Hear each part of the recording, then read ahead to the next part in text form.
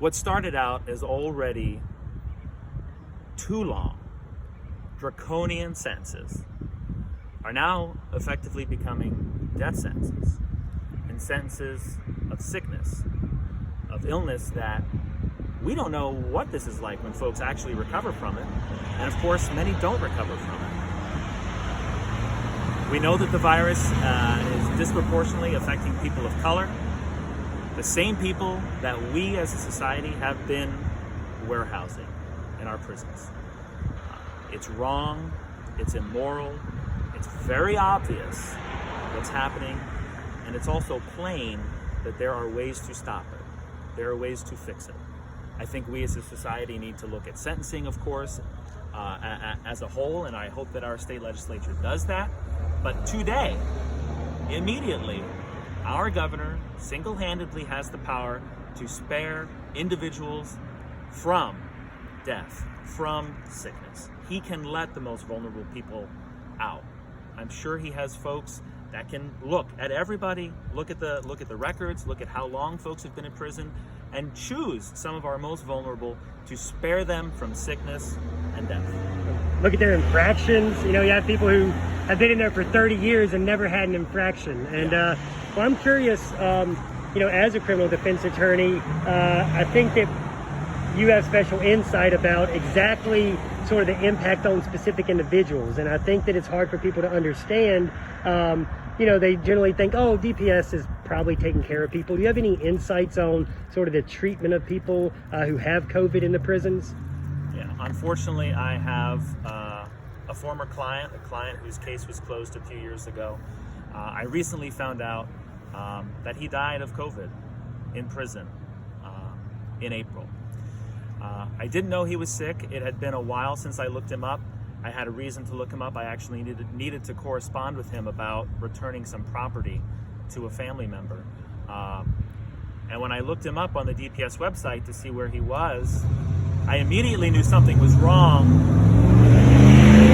because his inmate status was listed as inactive. Now, my client had been sentenced to a pretty lengthy sentence just a few years ago, so that wasn't right. I went to the part of the website that shows last movement to kind of see where my client was, and it said death. I was pretty stunned, even though my client was in his 50s. He wasn't particularly healthy. There was no reason to think that he would have passed like that. Of course, we had to talk to his family.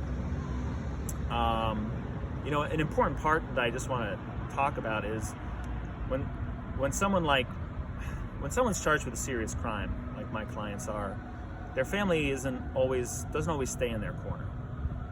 It's an unfortunate reality. So when we called his family, we weren't sure what to expect. We didn't know if they knew.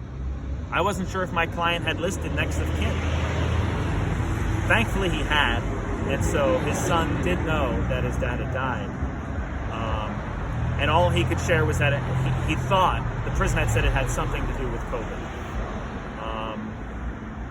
And so with that, I pulled the autopsy report, and sure enough, this is what the autopsy report said. It said that my client in early April had shortness of breath, and he was transported to the hospital.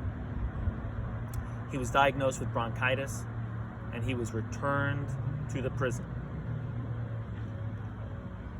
After he was returned to the prison, that prison did COVID testing, and my client tested positive. His symptoms persisted. He was sent back to the hospital. It said that they offered aggressive treatment, which he declined, and it said that he expired.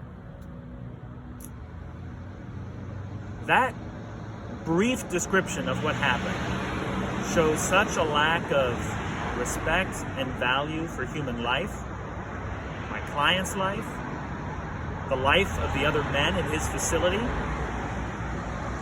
By early April, our state and our country had been locked down for at least 3 weeks. Our kids weren't going to school. Most of us were not going to work. And yet, my client, symptomatic, in the hospital, 50s, underlying condition, was not tested. He was returned to the prison. Those decisions made by people acting in our name as North Carolinians, people in our state government, the lack of respect for my own client's life and for the lives of all the other men that he was serving with is astounding.